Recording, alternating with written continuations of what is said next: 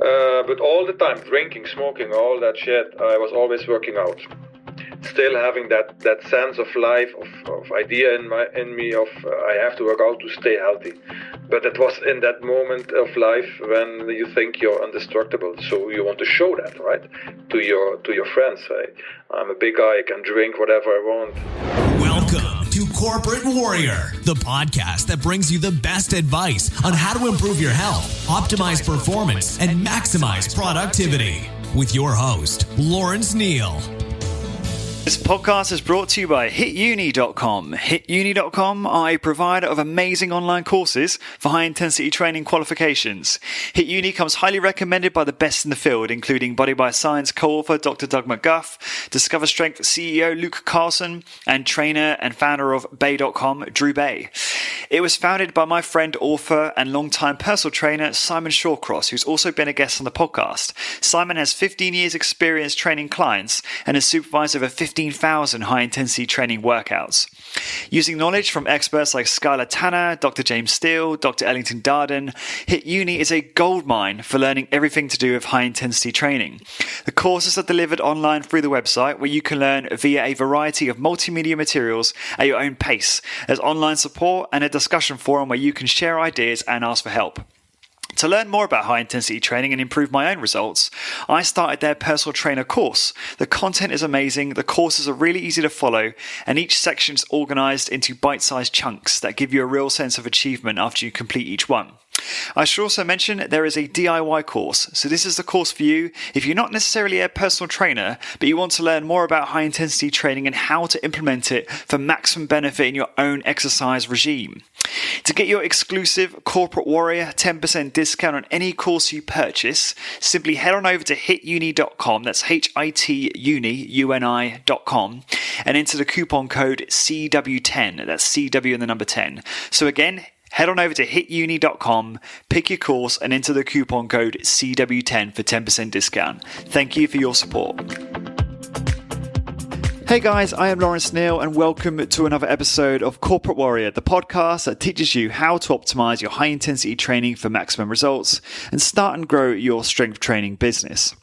My former guests include the who's who in high-intensity training, including Dr. Doug McGuff, Drew Bay and Jim Flanagan, paleo pioneers Mark Sisson and Rob Wolf, carnivores, metabolism experts, successful strength training entrepreneurs, high-intensity training bodybuilders, minimalist adventure racers, sports scientists, and everything in between.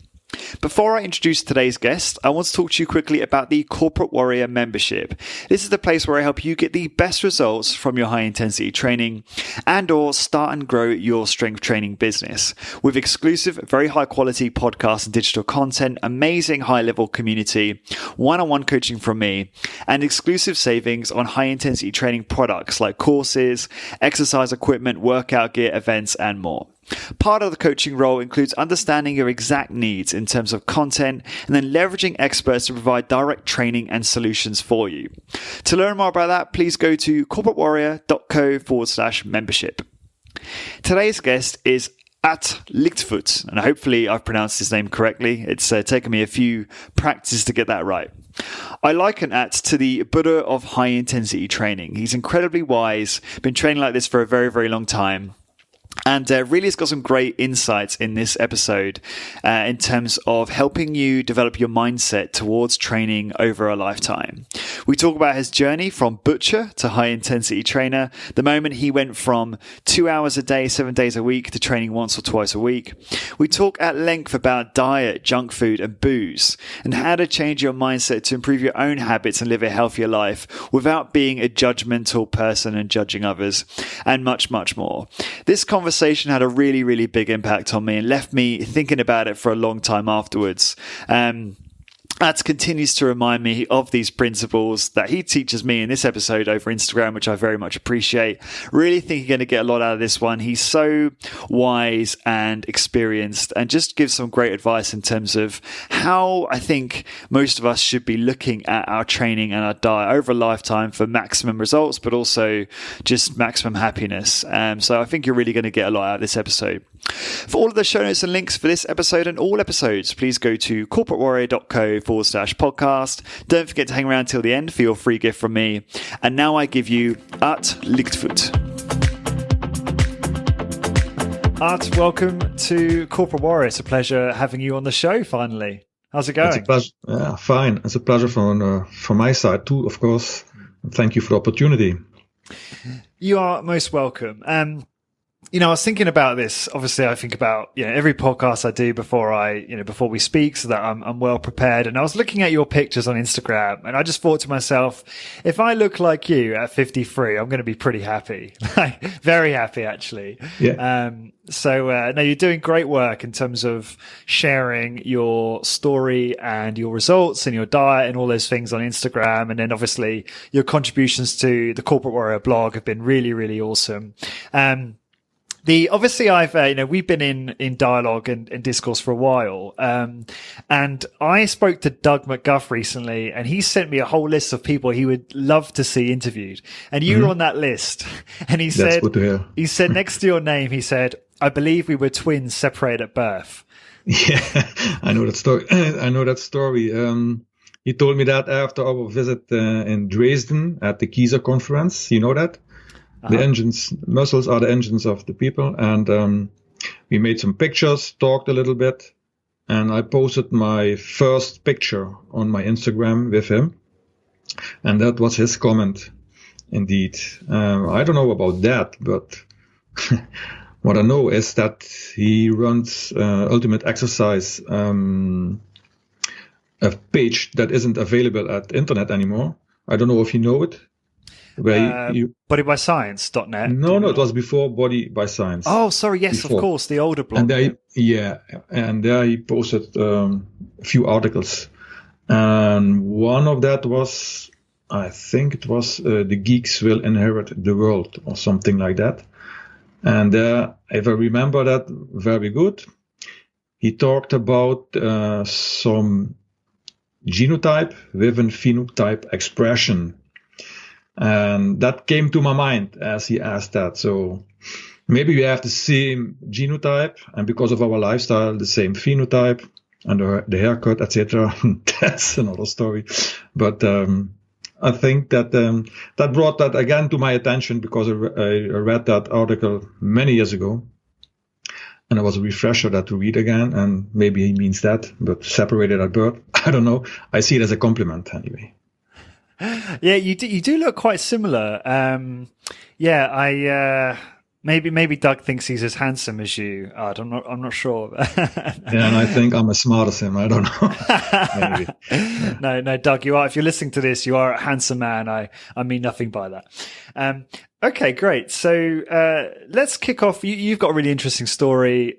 You've obviously been into health and fitness for a very, very long time and been through quite a journey in terms of, how you got introduced to it all and then how your exercise evolved over time. Do you want to just take us on that journey and tell the story of your own health and fitness experience? Yeah. Well, interested in the human body, so to speak. And health comes from my grandfather. He had many things to do in starting first aid services in his living area before World War II. I have a few booklets of these still. And as a young boy, I was often there. And I found these booklets and started to read in it. And it got my interest. And probably this is a genetic factor because my grandfather had somewhere decided to go that route. It was not professional, it was a side job for him. But anyway, he triggered me somehow with his books. From there, a few years later, I saw at a very young age, Wave the Dragon of Bruce Lee. And he just passed away, if I remember very good. And that his physique, I don't know what it was, but it started something in me. So I wanted to be like him, like many others wanted to be like him, of course. But anyway, I started to read magazines at that time. These were more or less martial arts magazines. In Holland, it was called Samurai. And in Samurai, you know how these magazines are, right? Pictures and stories of people. But in it, there were also Dutch bodybuilders. One of them was called Ben Herder, and the other was Alwin Jaun, if I remember correctly. And remember, I was age 8, 9 then. They had, from my perspective, very impressive physics. They showed some pictures with exercises, so I started doing them too. And I started them like pull-ups, chin-ups, but I did them in my father's butcher shop. Yeah, he had a butcher shop, so I did them in the freezer way before. I was training in the freezer way before Rocky Balboa did it in the pictures, in the movies. So, yeah. Anyway, my father also bought this bullwalker. You know these bullwalkers? Yes. Yeah, the original ones, right? Do you want to describe them to the listener so they know? Yes. I don't know exactly how it works. I guess maybe with friction or something, or a spring in it. You have to pull them together, or I don't have a picture right now in mind how to explain it. It's like you've got the kind of like handles that if you can imagine you're holding something in front of your chest, you're kind of pulling it apart. So is that the same tool, right? Well, see it like what people now do is very often with these yoga blocks between them for chest, for instance, and do an isometric press, right? That was isometric exercise. But you could also pull them apart. So you could have pulling movement, a curling movement, all these things. But it was always building up tension and then holding the contraction. It was isometric. And I got pretty good results with that for a young boy. And good. But sometimes I decided I want more. And it was like bench press, a device, and some weights produced by a friend of my father in a factory. And with that, I started moving around some weights. At age 14, I was already doing martial arts, also with it. At age 14, they opened in our area a gym facility. Very, very, only free weights, so to say, and the normal pulley devices. That was it. Basic also. But a very few big guys were over there. I could start there working out, did that for some time, then switched training at home. And years passed by, started boxing, picked up there again weightlifting, weight training, I should say, and visited a new gym. And in that gym, I trained for 2 years, then switched to another one, more hardcore. Yeah. And in the end, all the time I was working as a butcher, but my heart was at the health and fitness, so to speak. So what do? I started a course. At that time, it was at the Dutch Bodybuilding Federation. They provide the courses to become a fitness trainer. And to be honest, it was not bad, but it was the same about the courses that are now around. So not much difference. The basic stuff. Started helping a few people to work out. Then in the early 90s, I started my own gym together with my wife as a side job. Nevertheless, it was a big investment. So we paid that off in 2 years because we had our income as butchers. Of course, long days, but after 2 years, that wasn't ideal. We couldn't go bigger with it. So we decided to close it for the public and started to work out with a few friends, family, you know that. So we could keep the equipment. And from there, I moved on. In 2005, I had to quit the job as a butcher. And that year before, I found Kiezer training in our area. And since I was interested very much in medics, because that was the way I found Kiezer training, I didn't know that. That was 20 minutes a drive from my home. So what did I do? I trained there for a year, although I had my own equipment at home. Then I had to quit the butcher job. And at that time, it was time to prolong my contract at Kiezer. I said, well, there comes some money trouble, so I won't be able to do that. Then the manager asked me, "Oh, I know a bit about you, so maybe you want to work for Kieser." Well, that's how things happen, right? So I decided to do that in 2005, followed their courses. I worked there till 2007. Finally, as I had a management function. But in 2007, I also could work in Holland in the fitness business. So I made a switch to the Netherlands, worked there for 10 years. But all the time I visited the doctor who was working at Kieser, and I did there the medical machine for the lower back. And we always had a little chat here and there. And you know what I was doing? I was improving myself, more courses, etc., going more in the direction of nutrition. And at some point in 2015, he asked me if I would work for him at his facility. Also, he has his facility in the Kieser building. You know how it works, right? There's also a doctor there, and they do the medical therapy for cervical and lumbar problems. So that wasn't a good question. That was a good question, and didn't need long time for answering with a yes. So I started to work for him, firstly with 15 hours a week. So I had more or less to talk with my Dutch employer to say, okay, things are going to change. And he agreed I could do that. And luckily, because over time, the facility I was working in Holland was sold. So I would have been without a job if I didn't make the switch to Germany again for Kieser. And in the meantime, I also worked as an instructor, also for Kieser. That's, in short, what happened over my course of life. What comes to mind at the moment. Right? Yeah, it's very interesting. And I just wanted to pick up on a few points and rewind the clock a little bit. And this is a quote I took directly from your bio. You said that you got to a point, I think this is like many years back, where you were training 7 days a week for like 2 hours. I'm not sure if that's 2 hours a day. Can you remember the moment when you realized that that wasn't probably the best way to approach training and how it all changed? Do you remember that?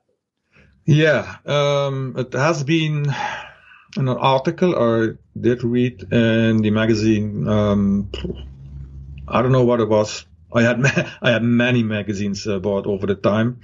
I think it was in Flex at that time, Flex magazine from the US.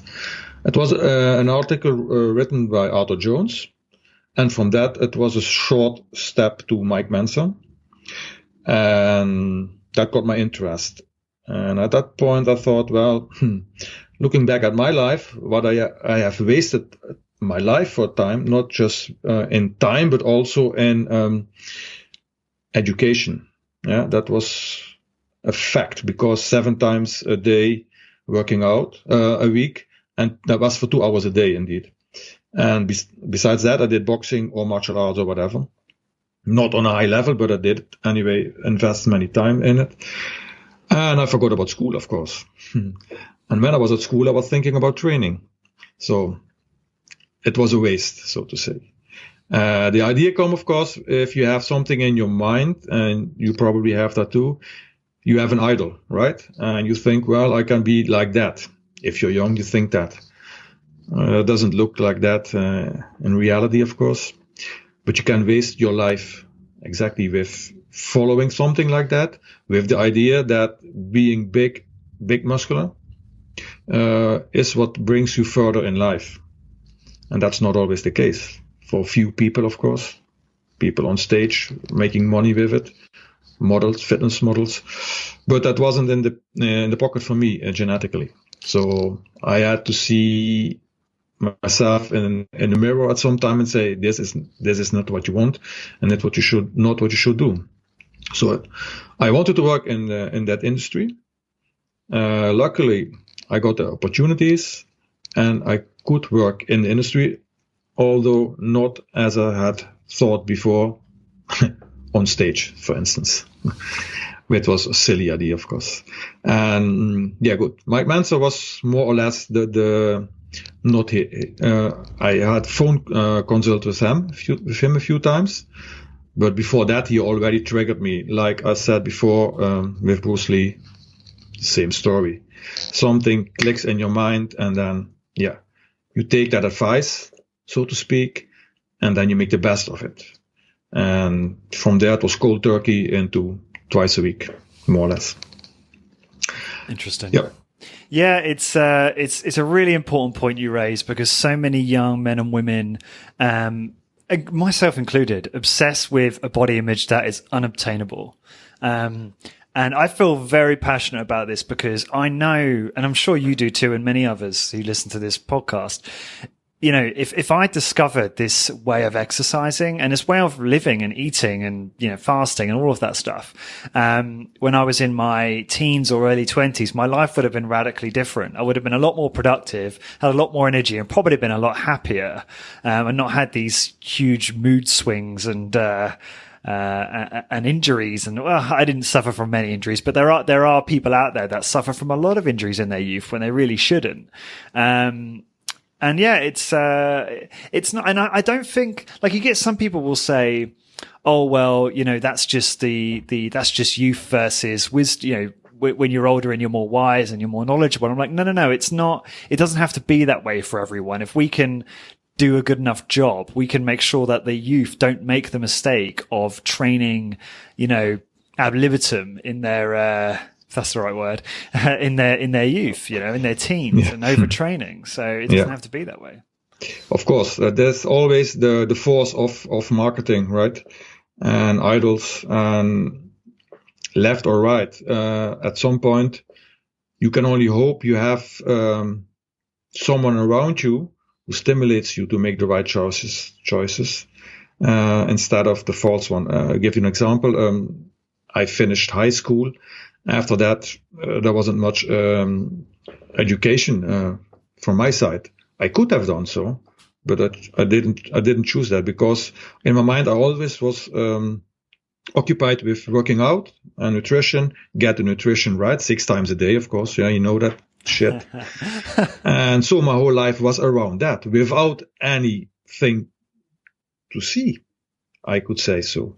A little bit, of course, but not compared to what I wanted. So what do you do? What do you think? You want more information. You buy more books, more magazines, and it's a negative circle. So someone has to slap you in the face. But if you're young, you can be slapped many times in the face. You think you know all better. Yeah? Besides that, the physical aspect, when you're young, maybe you have that still, you feel indestructible. You do stupid things. And you could say you're part less destructible than an older person, of course, but there are limits. But that feeling of that is what makes you do stupid things, formerly by boys, of course. The testosterone and not enough development of the cortex. So that's what happened. And if you're in that circle, so to speak, it can go too long. And then you can go back and correct it. So I had to decide, okay, what will I do? I can't become what I wanted. That's something you have to face to deal with it. Then I said, but anyway, my interest in this aspect, training, nutrition, is huge. And I have built up some knowledge. So what can I do? Then I go work for it. So I can work in the business and help other people, but in another direction, not bodybuilding or whatever. That was my first initial step. But my sense of life has always been, there is always this aspect of health in bodybuilding. It was also bodybuilding at the start, of course. I did read once a book. It was a bodybuilding book with pictures. I think it was in the mid-80s.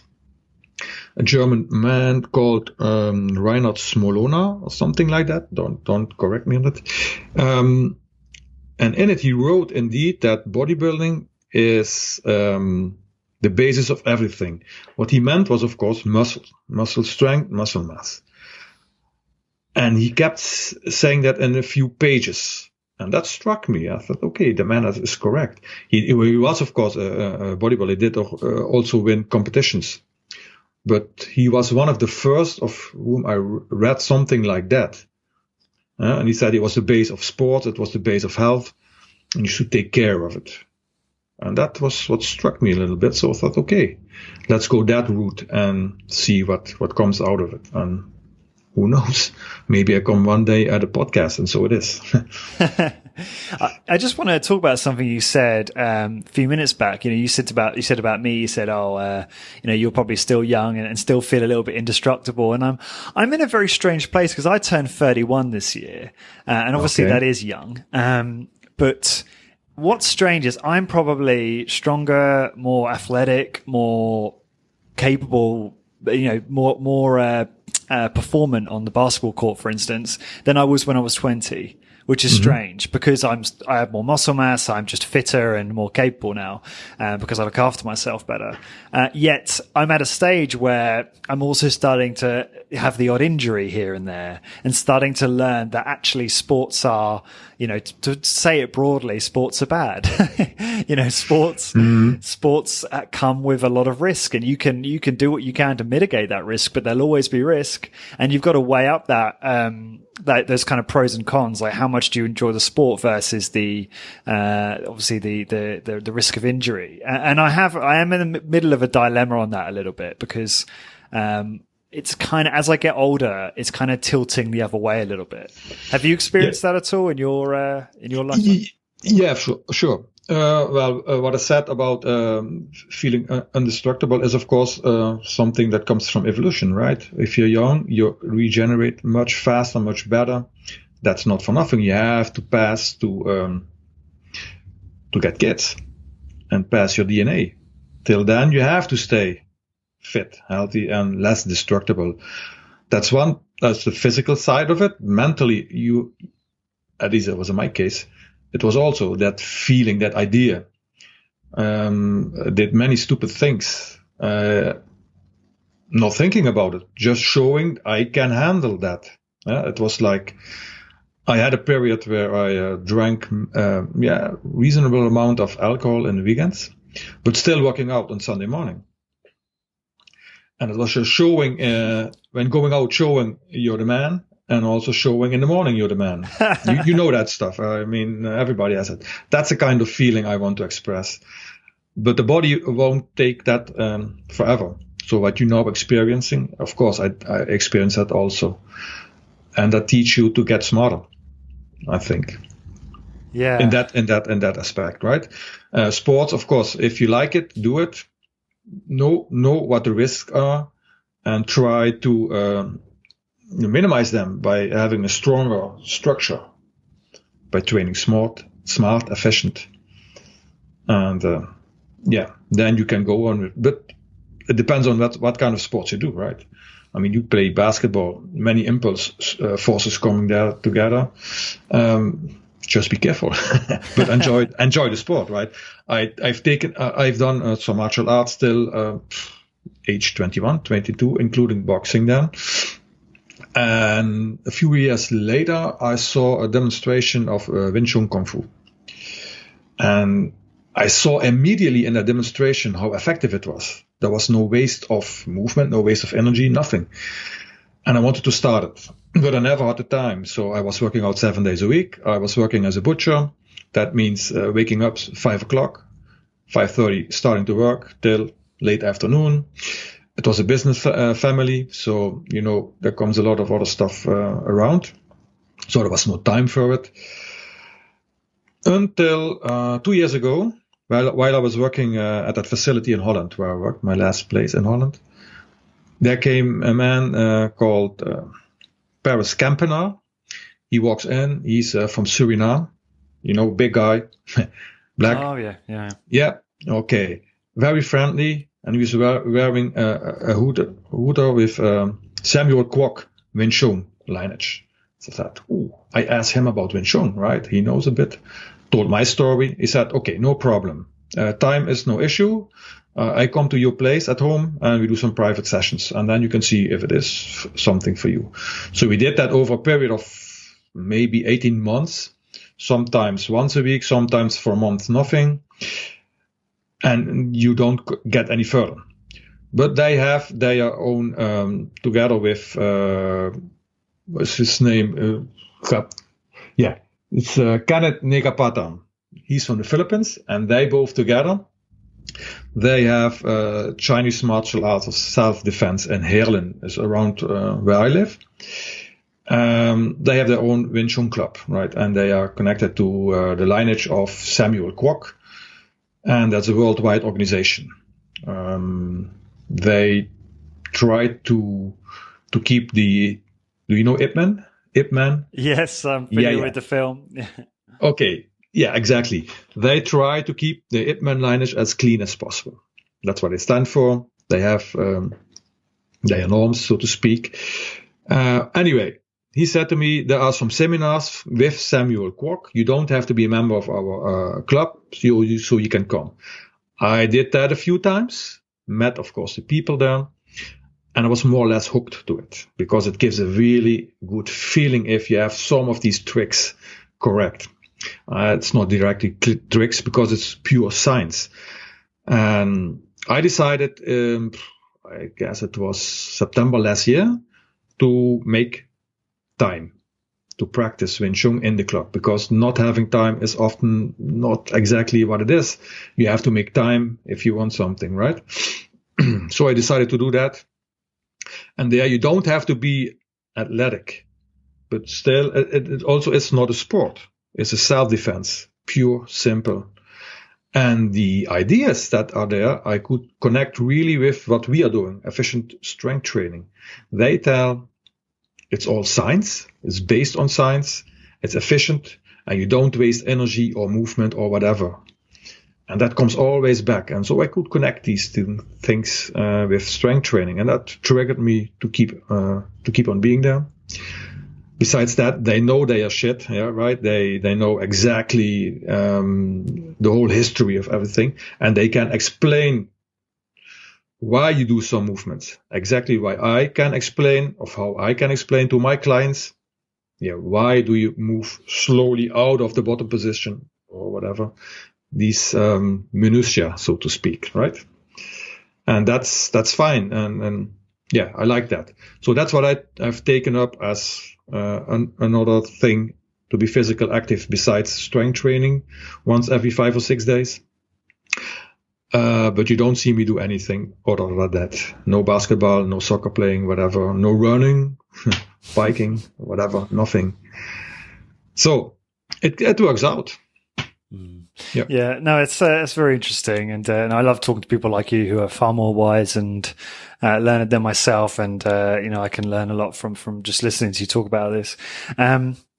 You've going to ask you some questions about training in a second, but you're on Instagram, you're very popular for taking pictures of all sorts of meals that are pretty carnivorous in makeup, pretty high protein. Tell us about your diet and how that's evolved and how you eat currently. Okay. It started, of course, with my early youth hooked on bodybuilding ideas. So that was six times a day meals, small meals, dry chicken breast, dry rice, egg whites without the yolk, oatmeal. And I must say, so I needed 6 times a day, because if I didn't eat for 4 hours, I became shaky and really irritable, sometimes aggressive. What was it? Was it my body or was it my mind? That was a question I asked myself a few years later, of course. Because if it was my mind, that could also be possible. Not because my mind had no energy, because my mind thought, well, if I don't eat now, I lose more muscle mass. That idea, On the other side, I think also it was my body. Because I think it is 10 years ago or so, I became with Christmas these blood glucose meter. And I tried that one after my Christmas meal. Shocking. It was 9 point something more. And that was pretty high. It stayed high. I thought, that's not good. So I rethink a few things. Got that book of Gary Taubes, Good Calories, Bad Calories. And from there it started in another direction. Stupid thing was I got from my father the book of Atkins. That was maybe in the 80s. So an older book. So I could have known other things, but I dismissed that as nonsense because I needed a few hundred grams of carbs and some proteins. Of course. And of course, maybe very little fat. Yeah, right. But I felt, to be honest, I felt just miserable. And the mental aspect wasn't that good. So I was a pain in the ass for many people around me if it came to skip a meal here and there because we were on the road or whatever. So I took actually a plunge in the cold turkey also. Switched directly to 3 meals, more fat, more protein, and almost no carbs. And that worked out fine for me, and it fine-tuned a little bit more over the years, till now recently I increased indeed my protein intake, but not by shakes, but by real food. And I enjoy it, I must say. Debut to that are Ted Naiman, of course, and Sean Baker. But before that, I was experimenting already with it. But they show me it's okay. I'm in on the good way, and it tastes very good. I'm satisfied. Sometimes I eat 2 meals a day. Sometimes I eat 3 days a meal. Most of the days I fast for 16 hours. Some days I fast 20 to 22 hours. It depends on when I work out, how is my shift at work, all these things. So I don't like it to have a, how do you say, a schedule that is so as it is. Yeah. These days, these hours, these moments of the days, one should eat. No, I don't like that because that you don't find in nature. And why do we eat like this? You eat like 2, more or less. It's because nature dictates how to eat. So it should also be the moments you eat. Of course, we have a modern life. So we have some moments that we have to work or other things to do, and you can't eat, and that could mean, well, you have not to eat for too many hours, maybe. I don't know. So I switch around a little bit with that. So I play my own moment of real lives and plan them. So I have also always these switches. Nothing is static every day. I could also say, okay, I see what happens in life, and around that I build my meals and take my meals. But that can sometimes be problematic in my case. So I switch and I keep my body guessing. And that's more the flexibility in it. Things that would happen in nature too, maybe for more days, right? 2, 3 days, nothing to eat. Well, I don't like it. I like to eat big. So 16 to 22 hours is for me okay to fast, and I don't have metabolic problems, so I can allow it. Other people have to fast maybe longer, but then comes a problem of losing, in the end, maybe some muscle mass. I don't know. That's something the experts can talk about a little bit more, but that's my idea. And if I eat, I like to eat big. Give you an example. Last weekend we were at a Greece restaurant. I started with gyros. Then I had my main dish, that was a grill plate, and I ended instead with dessert. I started another plate of gyros. So the waiter. What is gyros? What is gyros? That? Don't you know? It's Greece, from Greece. It's meat, more or less chopped meat. Okay. You've never. Do you know doner kebab? Oh yeah, doner kebab. Yeah. Yeah, and that's. You know how they are made, right? And the gyros is just other meat, but it's more or less the same. Delicious. You have to try it.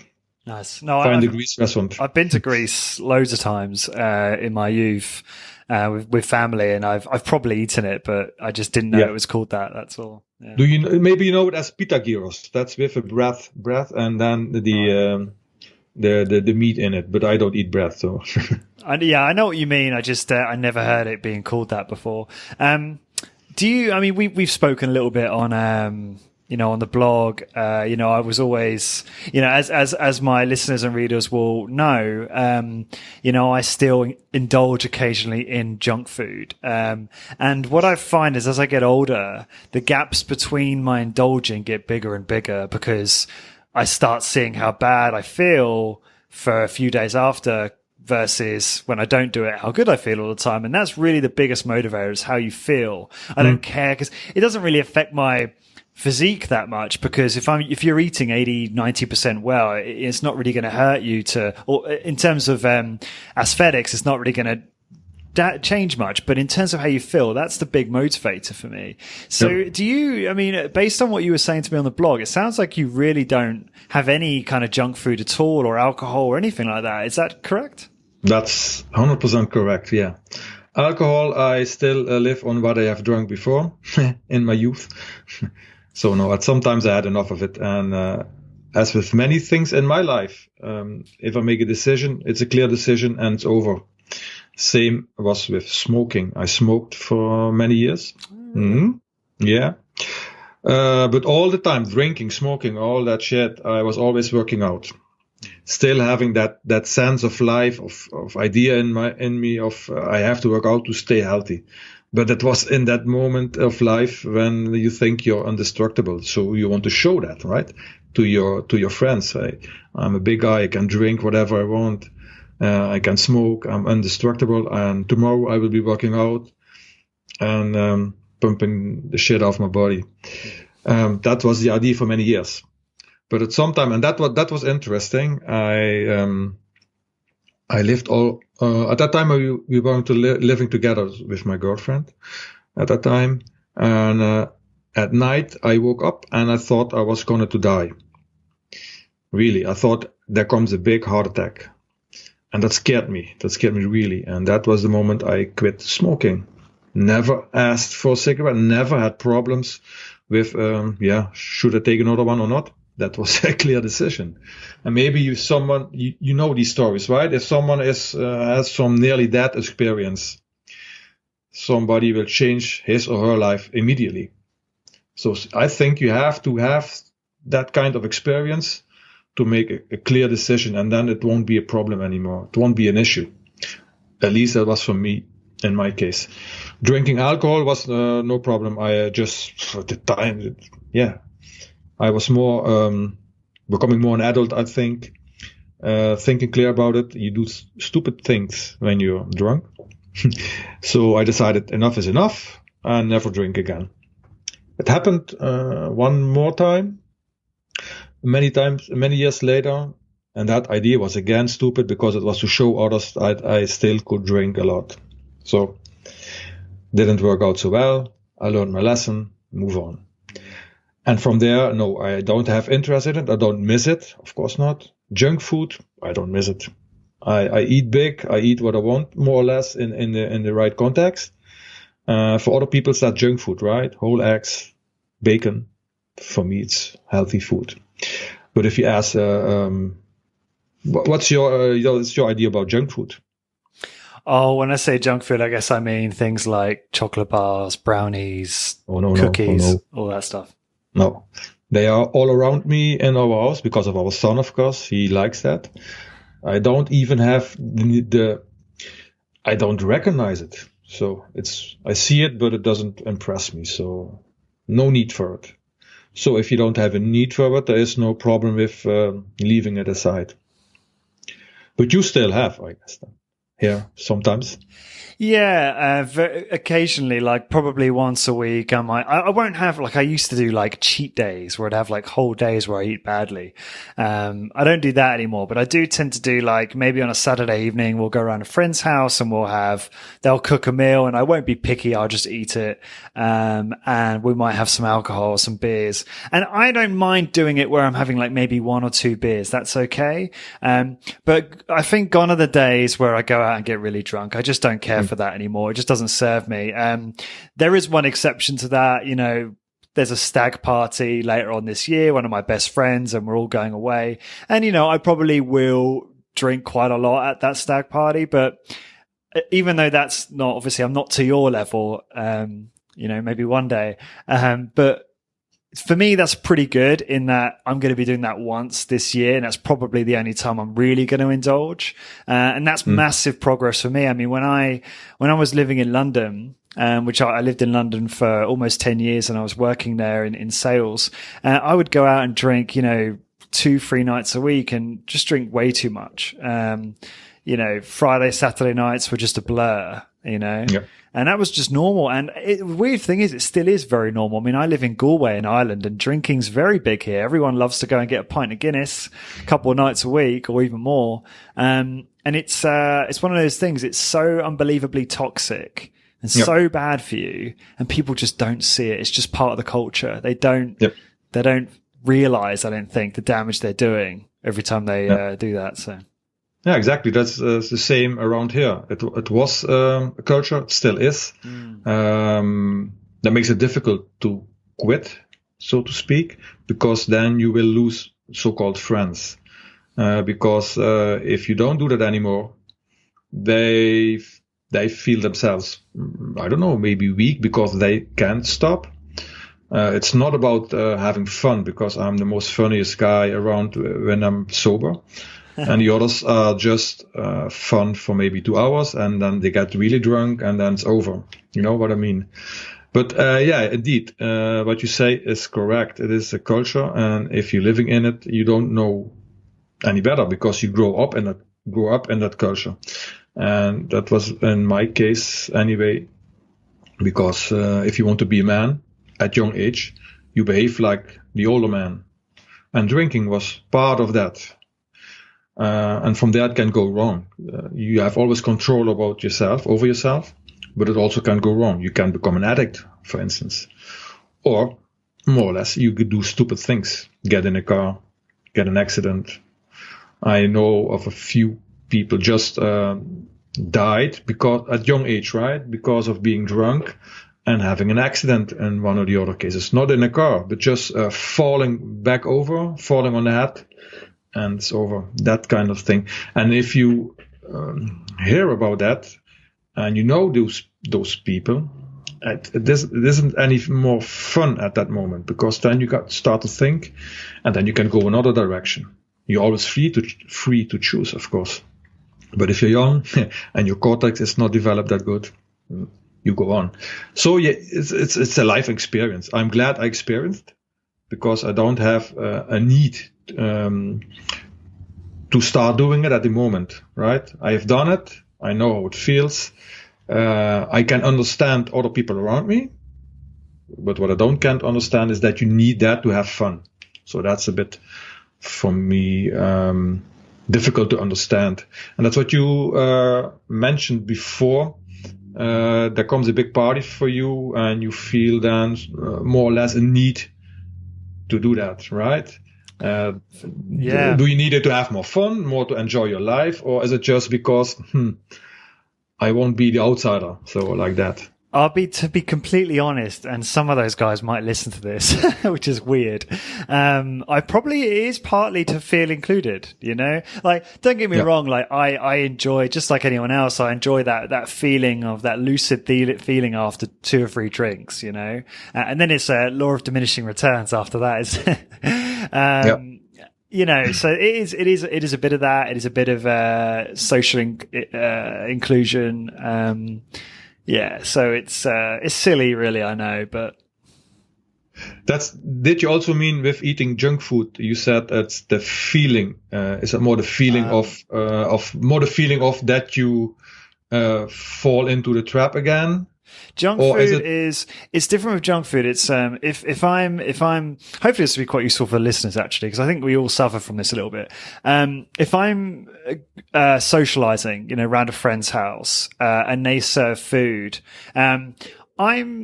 I take the kind of Ted Naiman approach, and Ted's probably even more disciplined these days, but I'm very mindful and strategic about it. So I will eat really, really well or fast around that time, probably fast, maybe do a workout. And I just don't want to be awkward. I don't want to be that person who's kind of like, no, I don't want that food, or bring my own food. I'm just, it's just not for me to turn it away, even though it may serve my health better if I did. But yeah, the junk food thing is, I guess it's socially, there is a social aspect. But sometimes I might say, okay, like, let's say tomorrow I've got an evening of fun planned and I'm watching the World Cup, we've got the World Cup coming up. I think, in fact, there's a World Cup game tonight, actually. England are playing. I can't remember who they're playing, but it's in my diary and I'm excited. And let's say there's a game on and I'm like, right, I'm going to have a night, because I don't, I'm a little bit boring. I just like work and pretty much all the time. So, I say work, it's, this podcast is kind of like work and fun. It's kind of the same, but like, let's say I schedule some time to do that, to chill out. I might go and buy a pizza and have a pizza and maybe a few beers. And like, that's for the enjoyment of the food and the beer, because I associate it with something that tastes really good. It's a bit of a break from what I eat normally. And, I associate drinking beer with being relaxed. I understand what you mean. I have nothing against drinking a beer here or there, or wine or whatever, but somebody enjoys with or without a pizza. And you say you want to relax in a certain context. Yeah. I do that too. I have a coffee addiction, I would say. So what you enjoy with beer, I have with coffee, right? And then maybe 2 or 3 small blocks of 99% chocolate. That's it. So, but I don't miss the rest. Don't understand me. It's not that I have to force myself to stay away from junk. I just don't miss it. I don't need it. And my clients, for instance, who come for the consults in nutrition, they say, because they know me personally, many of them, they say, well, I wished I was as disciplined as you are. I said, no, it's not a discipline. You have to start somewhere. Then you have to give your body what it needs. And from there is no need for the rest. You can eat it, but there shouldn't be a need for it. Because if you have a need, you're still addicted from the garbage that the food industry has fed you for many years. And depending on how your health is, you can deal more or less with it, right? That's correct. You are healthy, so you can deal with it. And don't get me wrong, I don't say people have to live like monks. You have to enjoy. But where do you find your enjoyment in? This for everybody is something different. And for me, it's coffee and having a relaxing time. You need to have a break sometimes from everything. Yeah. I don't read papers. I don't watch TV, no news. Everything that's important comes to me from other men or other women. They tell you anyway. Yeah. I don't waste my mind with that. So I don't have to relax from that. But I learned that 3 years ago. I quit that. Cold turkey again. No newspaper, no television, etc., etc. It gives me peace of mind. But for my enjoyment, I drink a good coffee. And the best coffee is in company with good coffee lovers, so to speak. Sorry, is that a coffee brand? What is? No, coffee lovers is more other people that enjoy coffee too. Oh, sorry. No, we're so similar. Like maybe that's why you got attracted to the podcast and the blog, because we have such a similar way of thinking. I haven't read a newspaper in years. It's a little funny story. I was actually working in London, obviously before I moved to Galway in Ireland. So I was living in London and working in London, in the UK. And, I just realized one day I was walking around Euston Station, which is a pretty central station, and it just occurred to me one day that I didn't know who was Prime Minister. Right? Which is, I hear you, but like that is, people listening to this going, that is shocking, and now I should know that. Okay, current affairs, maybe not so much, but the Prime Minister, that's pretty important. And I read the newspaper and okay, Theresa May, right? You're the Prime Minister. I just laughed because I thought, I can't believe I didn't know that. And to be honest, did it affect my career? Not really. And just like you said, I used to use that ignorance to fuel my conversation with my sales prospects. So I would meet in sales meetings and I'd say, how's it going? And they would tell me about, whatever's going on in politics. And then that would kind of like spark my curiosity and then create a conversation. So what's the downside, right? Yeah, a little bit of ignorance can actually help you sometimes. Yep. Of course, yeah, that's correct. And it lives a bit easier, I think, because there's always negative news in the newspapers. Otherwise, it doesn't sell. And it's also, In our newspaper, there's always a page once a week about healthy living, lifestyle, nutrition.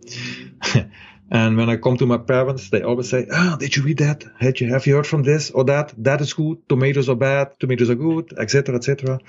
I said, sure, stop that shit. Just eat like a normal man or woman and forget the newspapers. The newspapers are not there for good nutrition advice.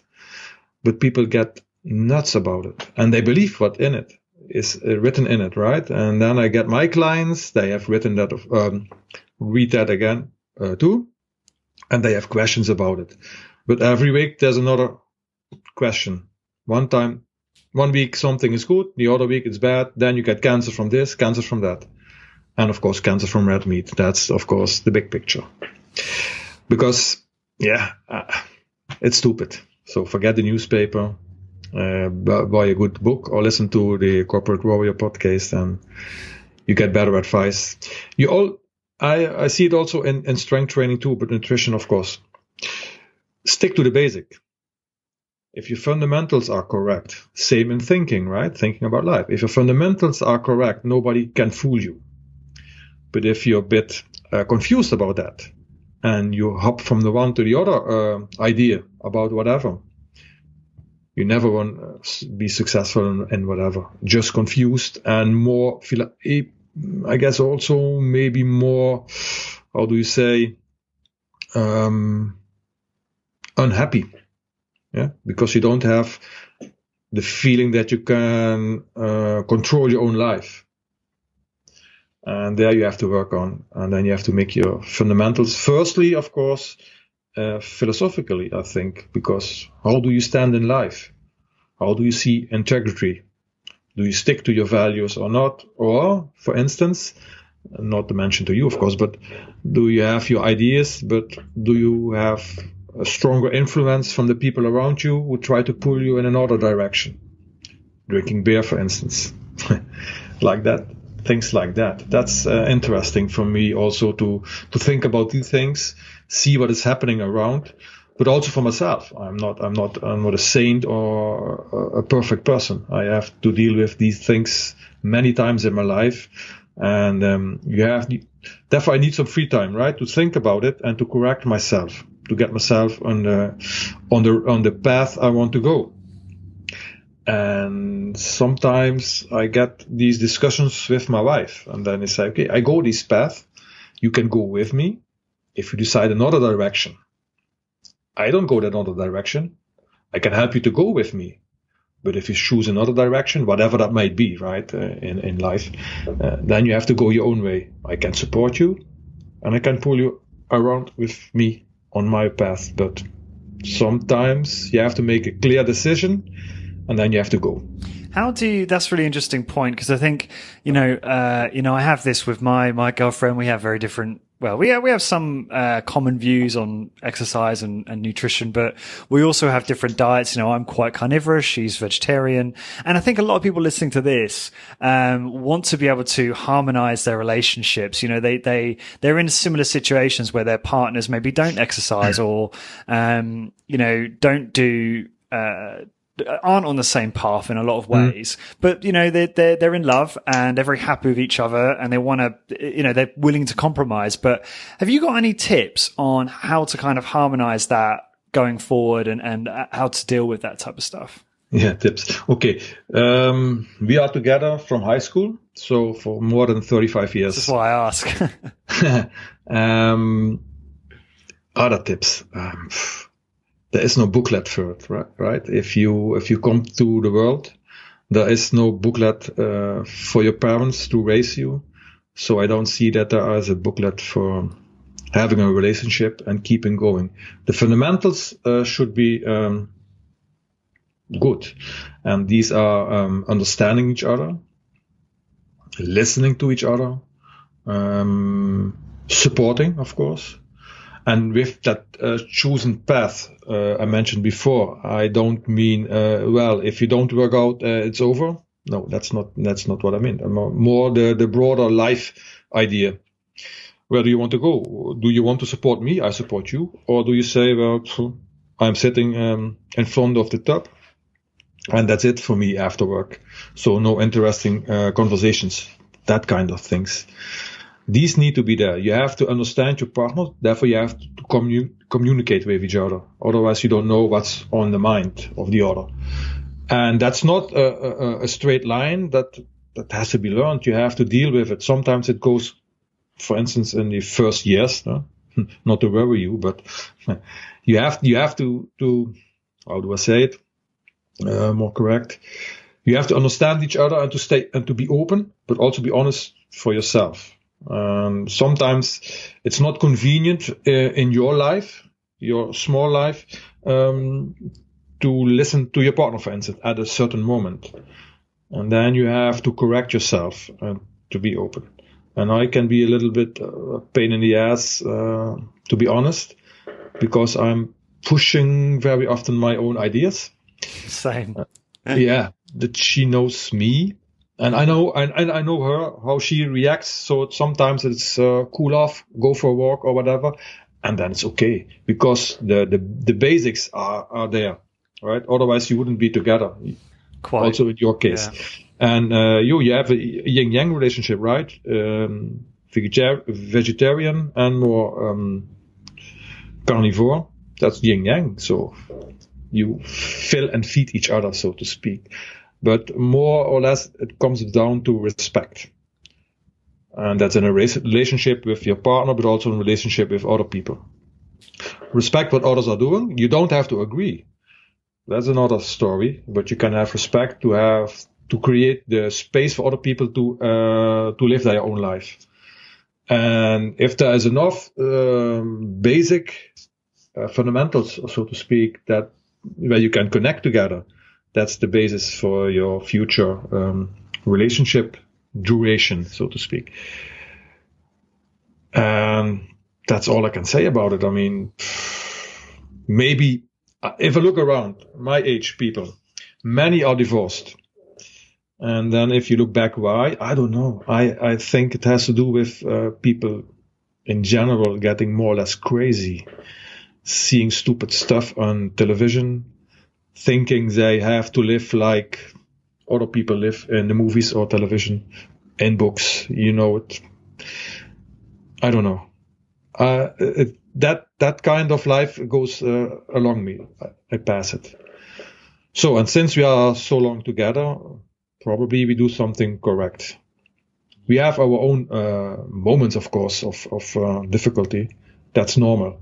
And that you have to deal with too. And if you don't have the stomach to deal with it, it's over. But you never will have a long-lasting relationship anyway.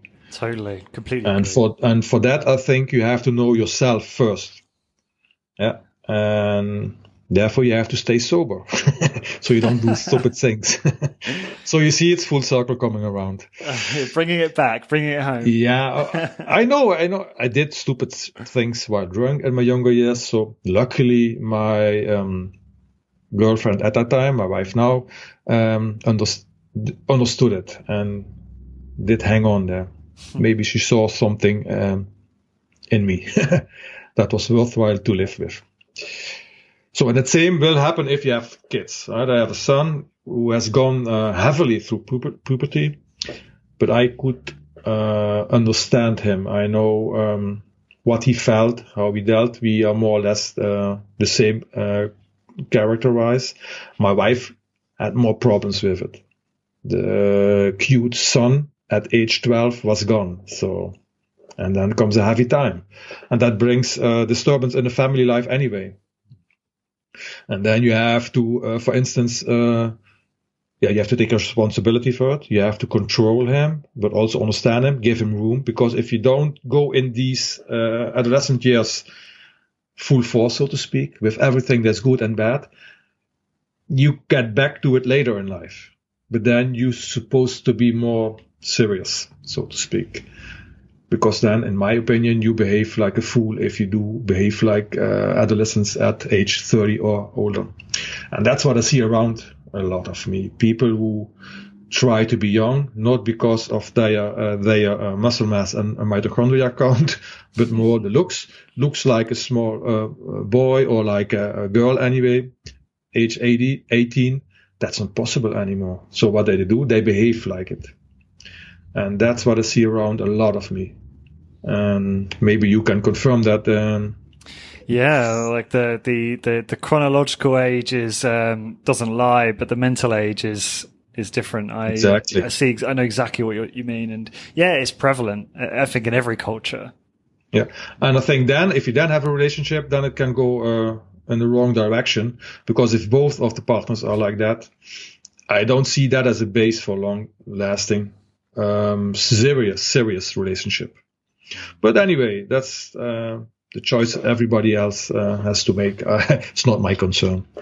No, it's really interesting. And although we have digressed and obviously gone off the topic of training and nutrition, it's more about alcohol and misbehavior instead of health, right? It's just interesting how a lot of the people in this community in the kind of high intensity strength training community seem to think very similarly in terms of these other aspects of life. So it's always very interesting to quickly dive into those.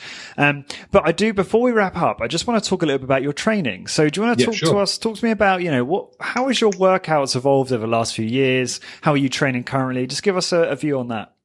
Evolved over the last few years. It's more or less stable, I would say. The big switch was, of course, from 7 days a week to 2 hours a day to 2, maybe 3 workouts of half an hour. And later that was more constricted to 2 days a week. I did the consolidation program of Mike Mensa at that time. Didn't bring me much. I did the power factor of John Little with 2 long rest days between. Didn't bring me any much, but I had to experience it. At the moment, and that's I don't think anymore for a long time anymore, in, let's say, sets, reps, all that stuff, frequency. I think about the fundamentals again, and that's meaningful mechanical loading, muscular loading, and using that to, in a certain time frame, experience a deep fatigue in your fibers. That's as far as I can see the stimulus in it. In that package comes the stimulus, so to speak. Where exactly? I don't know. But I sure as hell train to failure. And what is called beyond?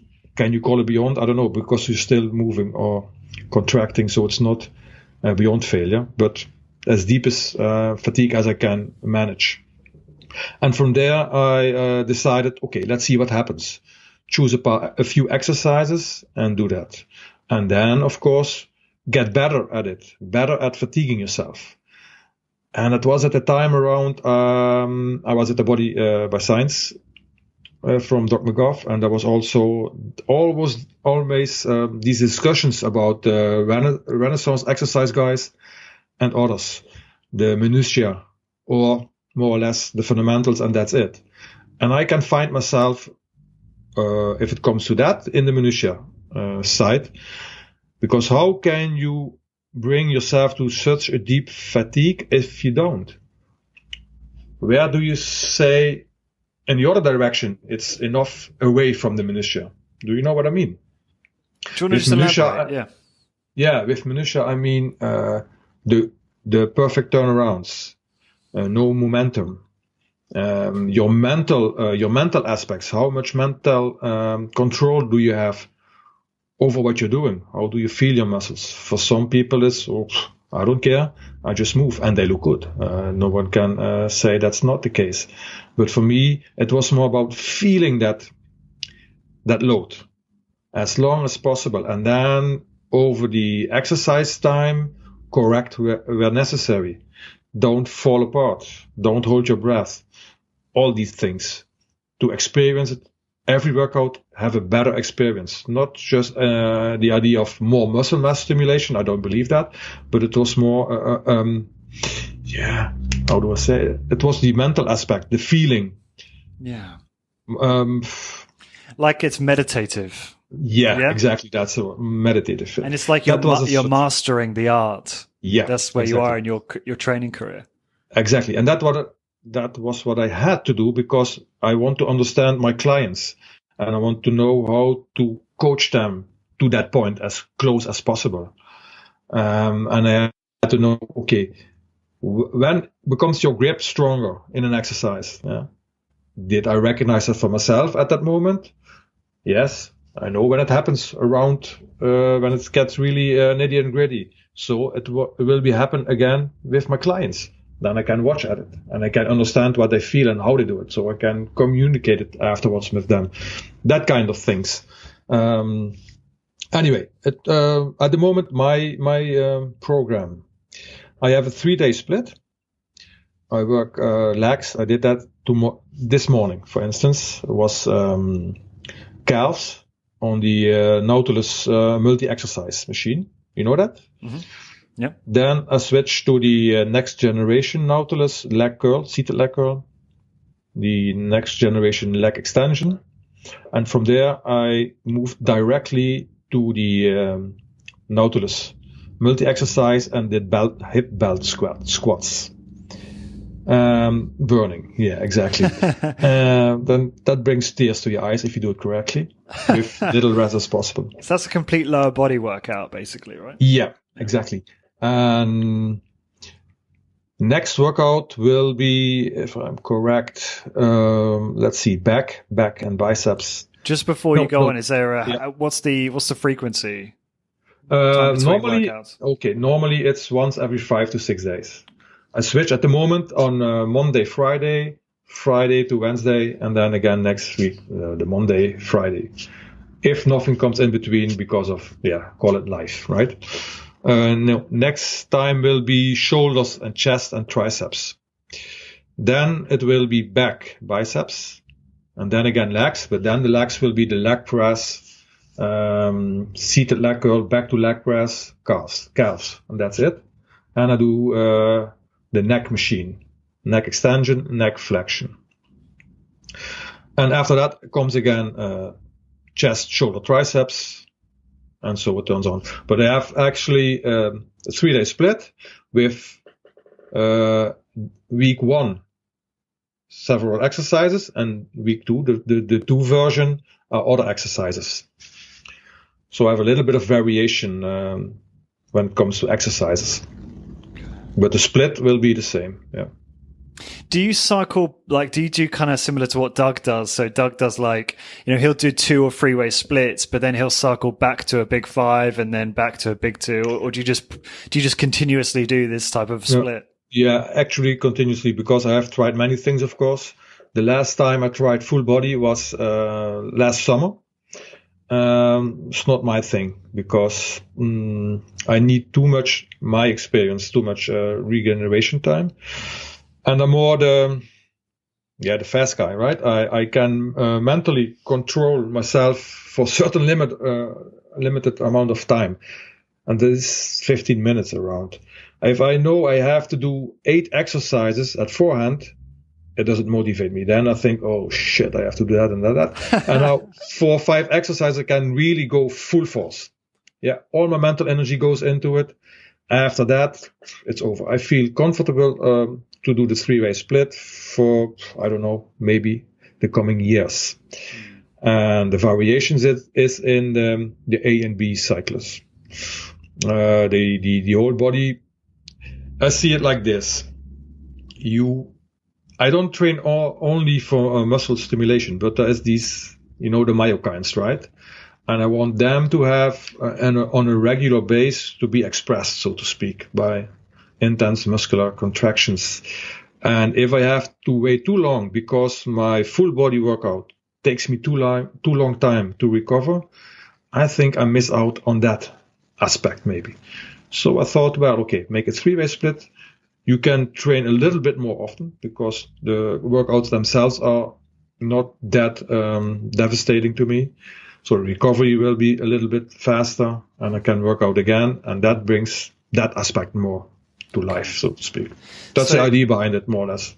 Yeah, no, it's really cool. And something that I don't think enough people perhaps appreciate in strength training. So for those that listen to this and don't know much about myokines, and Oh, she might have to correct me on this, but muscle is one of, if not the most active endocrine organ in the body. So it secretes myokines, which are hormones that have positive effects on lots of the other tissues and organs in the body. Is that a succinct way of explaining it, or is it probably much more complex than that?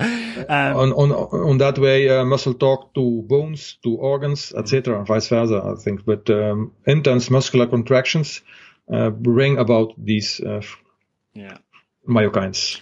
So it's sending a lot of, basically, in layman terms, signals around the body that improving the entire body, which is very, very exciting. And I know you're probably just as excited as I am about Doug's new book on myokines, which hopefully is due this year. Doug, if you're listening to this, hurry up, get a move on. We want to read it.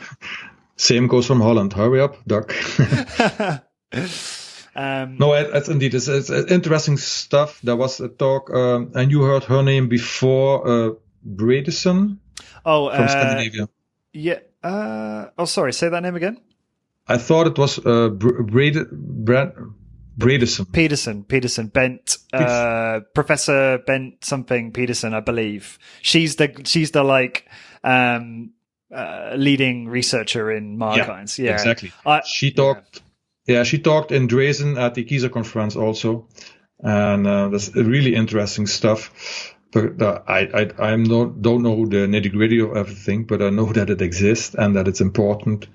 And they're all, I think, every day there will be explored some new hormones that are set free like that, and seems to be an important aspect of health. Yeah, very cool. I actually tried to get her on the show, but obviously she's, very, very busy doing her research. So hopefully one day she'll come on. I'd love to talk to her and learn more about that. And I just wanted to say, remind me, how long are your workouts again on average? 15, maybe 18 minutes. Okay. That's it. Yeah. More is not in the engine for me, mentally mostly, because as I told before, I don't like to train that long. Maybe it's something I left over from my past, from training too long. I don't know. Maybe getting older. But mentally, the concentration, if I know I have to do 4, 5, maybe 6 exercises and a small one, that's it. And then I go, from there I can really dig in. Yeah.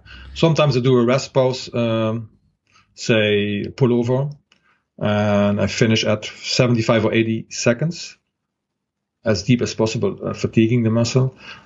Then I put down the weight for maybe 20 seconds and do another rep. I mostly get 1.5 rep out of it, and then I'm done. And I do that because, as I said, I chase actually muscular fatigue as deep as possible.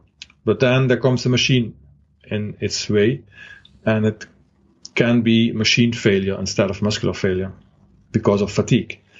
And that I try to get around with, for instance, a rest pause. And if I do leg press, for instance, I know exactly after 4 slow reps, that's around 60 seconds maybe, I don't have to try another one because I don't get over the hill, so to speak. You know what I mean? Then I'm too weak to get started, more or less. So I don't bring the plate completely back, but slightly more than half. And from there I start partials in the same way. And I can tell you, after 3 partials, I'm mostly not able to extend my legs, a very slight bend position in the knees. So that tells me more or less, well, that's fatigue. Because if you're in the mechanical advantage position and there you can't hold anymore, that's the way I work around with the machine problems. Yeah, this is really key. For the listeners who aren't familiar with this type of training, Doug always does a great job of explaining this. And he talks about, like, every machine. So you've got you've got an ambulance or something in the background, but it's gone now. It's firefighters. No worries. So every machine's got a sticking point, and what happens is initially when you get to the hardest part of a movement, it's like a small, like you're pushing a small car over a speed bump. But when you start lifting a lot of weight or pushing a lot of resistance, it's like pushing a very big truck over that same speed bump, and that's called a sticking point, and that stops people from being able to reach a deep level of fatigue, which can obviously kind of cause people to plateau in their training progress.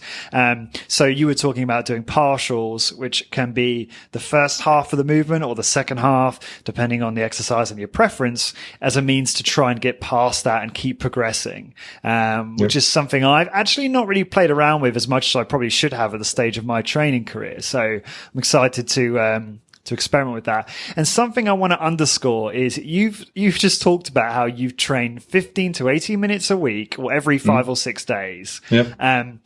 You look unbelievable. And I think it's really, I know I keep talking about this and those that listen to this podcast, will be sick of me saying this, but there are people obviously that listen to this that this might be the first podcast they listen to, and go to the show notes for this episode, which will be corporatewarrior.co/art or AD, which is how you spell Art's name. And if you go there and you'll find obviously his, your Instagram link there, and he'll be able to see pictures of you and, look at that and tell me that you don't think this works, because that's all that's required, guys. 15 minutes a week, every 5 to 6 days. Train to failure. You're gonna get great results. Simple as that. I just think it speaks for itself. Yeah. Thank you for the compliment, but I don't consider that.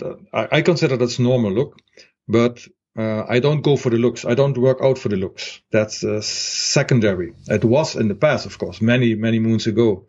But what I work out for is actually to expand as long and as much as possible the area above, under the curve, right? To be functional in life. It's about life. And in that case, I add life to my living time because I'm staying functionally. And of course, the body reacts in a certain way and it gives a certain look. But in evolution, it was never meant to get that look. That look is attractive because it represents a certain successful life, so to speak. Yeah. And the same goes if you look at women. How much I can admire the discipline of some women having a six-pack, etc., striated legs. I like a little bit more fat on the women. And why is that? Because nature has given us that, I think, because it represents fertility. And that's how it works. And that's how I thought about it many years ago. Wait a minute. Just turn the things around. Let be the body an expression of your health. Whatever that might be in shape or in mass or whatever, but just train to get that area under the curve as big as long as possible without destroying yourself and without losing life in minutes. Because tick tock, right? Your life passes away. You don't get that back. And how more time you spend, and I learned it the hard way, how more time you spend losing that time with stupid things or waste it because it could be more efficient. You don't get it back. And that's my message to the younger folks listening to you. Don't waste your life and your time because you want a certain body type. First of all, do you have the genetics to get that body type? Compare yourself to somebody who looks more or less like you and see what he has achieved. And then try to do it as efficiently as possible. And don't destroy yourself mentally, physically, whatever you want to call it. Just think about it. It's really profound. And you remind me of what Doug said to me many years ago, which was just focus on optimizing health and you'll optimize your appearance. And that took as I'm sure I probably did with you as well, it took Doug kind of many years to realize that, because he was so obsessed with appearance and physique as well. And well, I think he was. So very, very liberating to hear that. You know, if we just focus on health and getting the simple principles right and the fundamentals right, that the you know, a optimal aesthetic will reveal itself. You know. Yeah, and then you have to ask yourself, of course, what do you train for? Do you train for competition on stage? That's another story. Then you have to do many things to get that correct. But is it worth it? If you do it for to get admiration, maybe. If you do it for some title, maybe it's good for you, maybe not. But then think about it. How much time do you have to spend for that few moments? And if you can do it and you have the genetics, yeah, and I respect your discipline, but that is not my thing. It's not what I'm interested in. And then you get that confusion, of course, because scientific research shows more sets, more reps, more frequent training are better. Yeah, better for what? That's my question. You can read whatever you want. You have an idea and you find research to confirm it. That's my idea.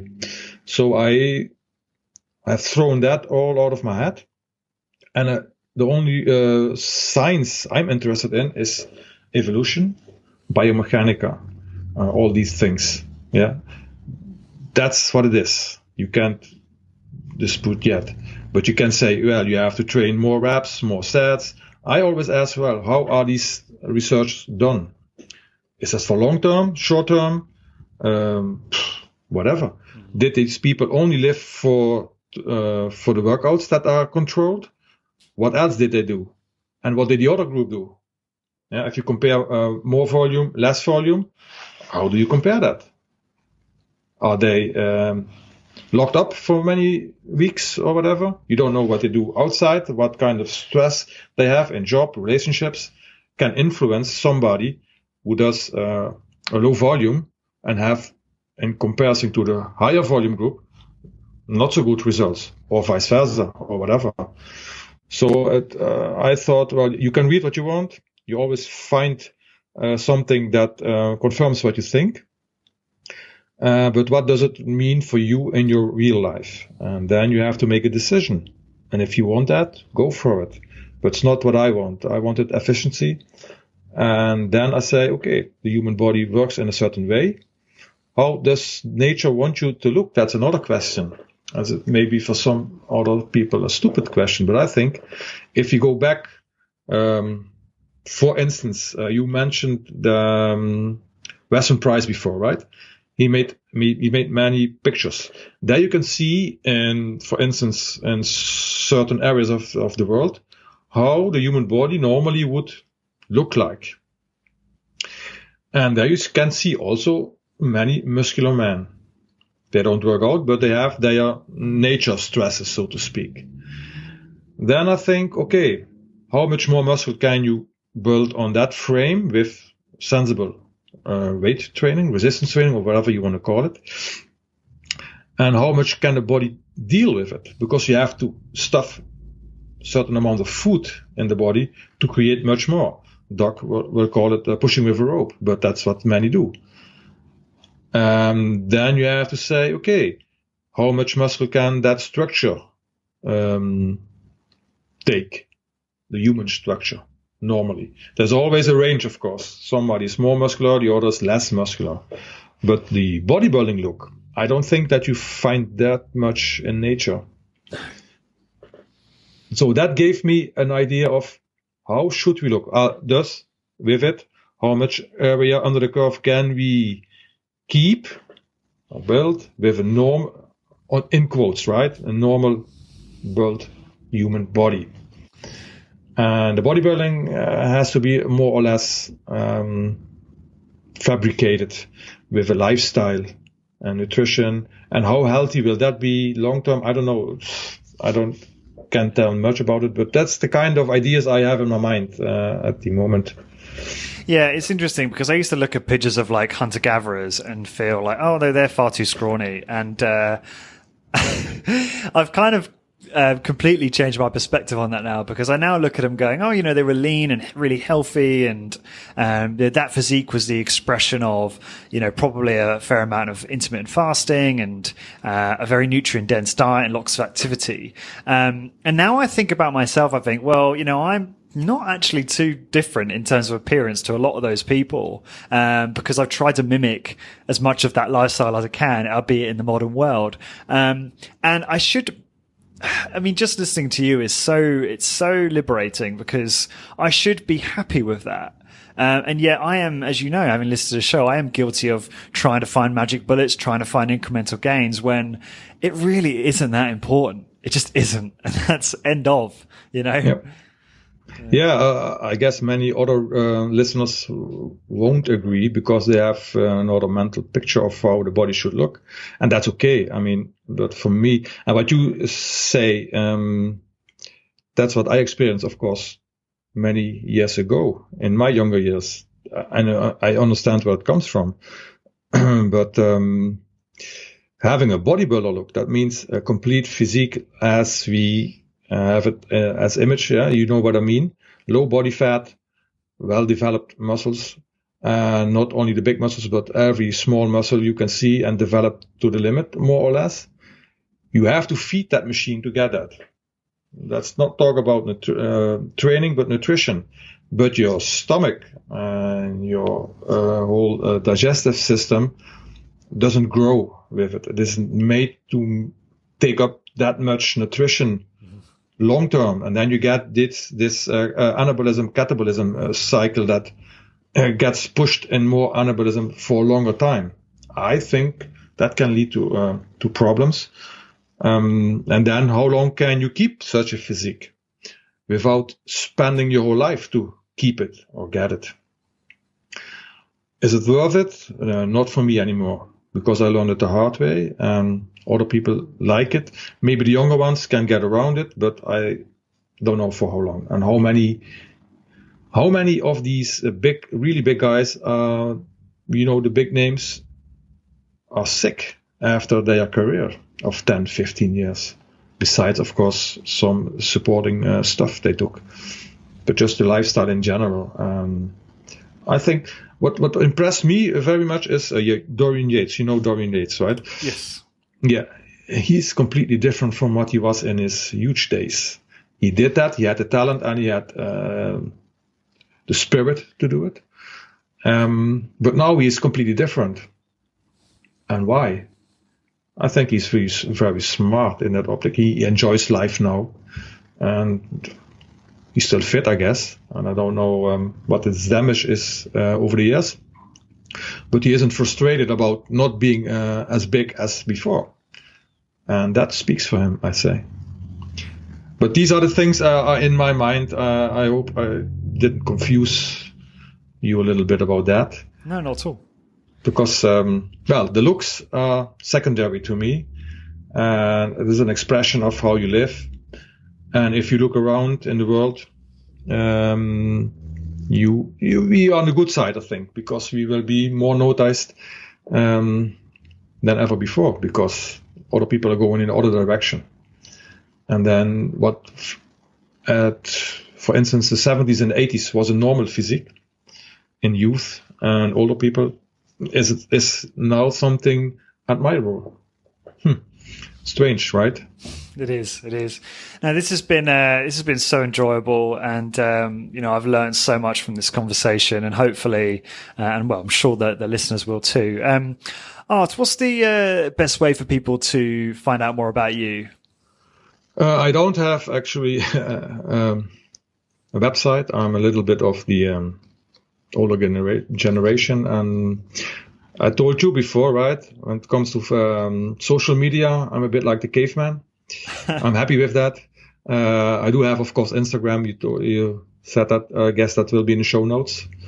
And at Instagram, there's a picture of my business card.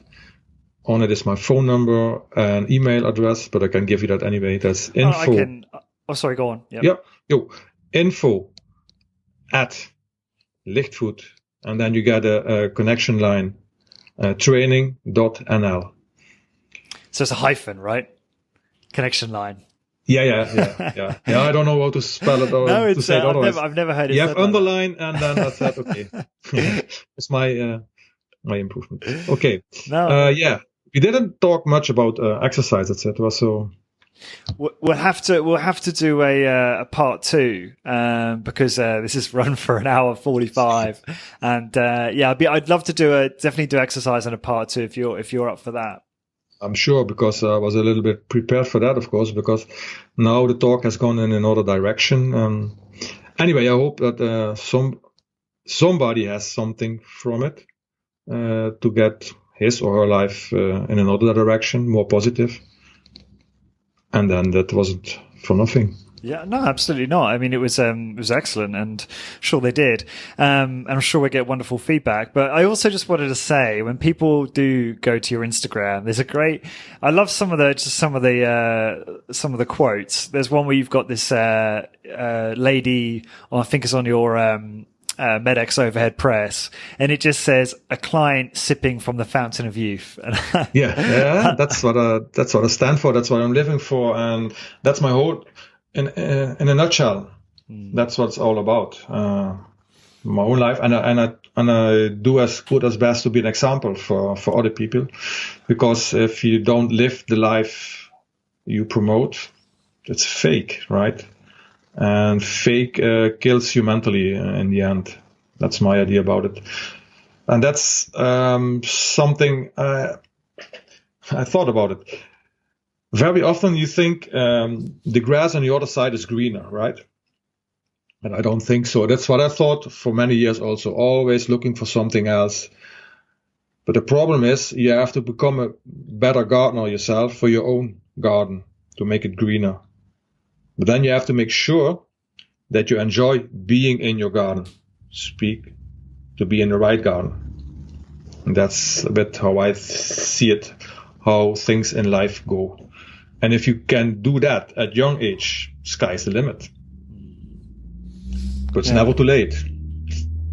That's more or less my idea about the whole life, so to speak. That's a good philosophical line to end it on. And for all the listeners, to find the show notes for this one, go to corporatewarrior.co/art. And I think I'm saying that correctly, or that's just spell AD. So corporatewarrior.co/AD or ad. Sorry, I don't mean to sound offensive when I say that. It's just easier for the, I think, American listeners to understand, and the British listeners. And to find the blog posts and show notes for all of the episodes of this podcast, please go to corporatewarrior.org. And until next time, guys, thank you very much for listening. I hope you enjoyed that. Before you head off, head on over to corporatewarrior.co/ebook to get your free high-intensity training Google Sheet to track your training progress. And get my ebook with 20 interview transcripts with some of my top guests, including Dr. Doug McGuff, Drew Bay, and Bill Day Simone, on how to optimize muscle gain, fat loss, and overall health in an efficient, effective, and sustainable way. Head on over to corporatewarrior.co/ebook now and enter your email address for instant access. This podcast is brought to you by HitUni.com. HitUni.com are a provider of amazing online courses for high-intensity training qualifications. HitUni comes highly recommended by the best in the field, including Body by Science co-author Dr. Doug McGuff, Discover Strength CEO Luke Carlson, and trainer and founder of Bay.com, Drew Bay. It was founded by my friend, author, and longtime personal trainer Simon Shawcross, who's also been a guest on the podcast. Simon has 15 years experience training clients and has supervised over 15,000 high-intensity training workouts. Using knowledge from experts like Skylar Tanner, Dr. James Steele, Dr. Ellington Darden, HitUni is a goldmine for learning everything to do with high-intensity training. The courses are delivered online through the website, where you can learn via a variety of multimedia materials at your own pace. There's online support and a discussion forum where you can share ideas and ask for help. To learn more about high intensity training and improve my own results, I started their personal trainer course. The content is amazing, the courses are really easy to follow, and each section is organized into bite-sized chunks that give you a real sense of achievement after you complete each one. I should also mention there is a DIY course. So this is the course for you if you're not necessarily a personal trainer, but you want to learn more about high intensity training and how to implement it for maximum benefit in your own exercise regime. To get your exclusive Corporate Warrior 10% discount on any course you purchase, simply head on over to hituni.com, that's hituni.com, and enter the coupon code CW10, that's CW and the number 10. So again, head on over to hituni.com, pick your course and enter the coupon code CW10 for 10% discount. Thank you for your support.